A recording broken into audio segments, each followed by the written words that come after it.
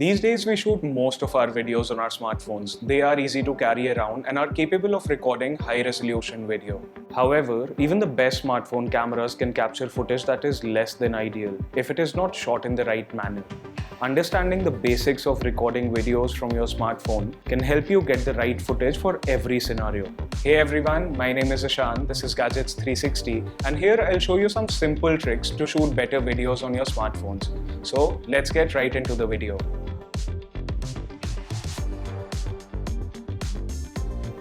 Before you get started, it's best to keep in mind the platform you will be posting your video on. Let's say you're posting the video on a vertical video platform like Instagram, but you shot the video horizontally.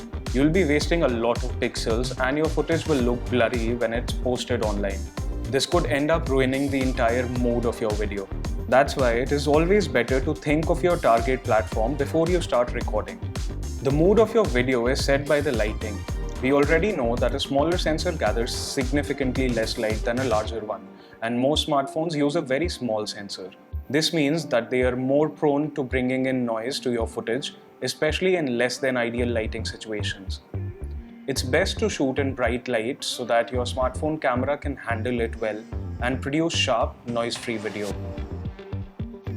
Whenever you're shooting, it's best to have a rough image of what the end product should look like, whether you plan to edit your footage or just want to shoot in post. This helps in building continuity in your connecting shots or bringing life to the one shot that you will be using to post. If you want to reveal something, you can start moving your camera from a point away from the subject while moving towards the direction of your main subject. This will help build anticipation among your audience, prompting them to wait until the end. This is just one of the many movements that you can experiment with in your shots to make them look more appealing to the viewer. You should always check to see if you're shooting at the right magnification. Avoid shooting footage in landscape mode using your telephoto lens. Similarly, you should not shoot in portrait mode using your ultra-wide unless you're planning a very artistic shot and have a very clear end result in mind. Always try to use your ultra-wide to capture more areas for maybe like a landscape or architecture. Meanwhile, your wide lens can be used for most of your shots, like basic street shots or just your pet. The telephoto lens should be used for subjects that require you to show more detail in them.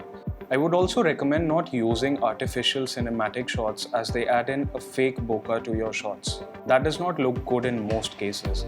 Instead, move your camera closer to your subject to get a natural blur in the background and create a cinematic looking shot. While you can obviously shoot with your smartphone's default settings, they might not give you the results that you desire. Try to shoot videos at 4K resolution, which gives you additional room to edit the footage before posting it online.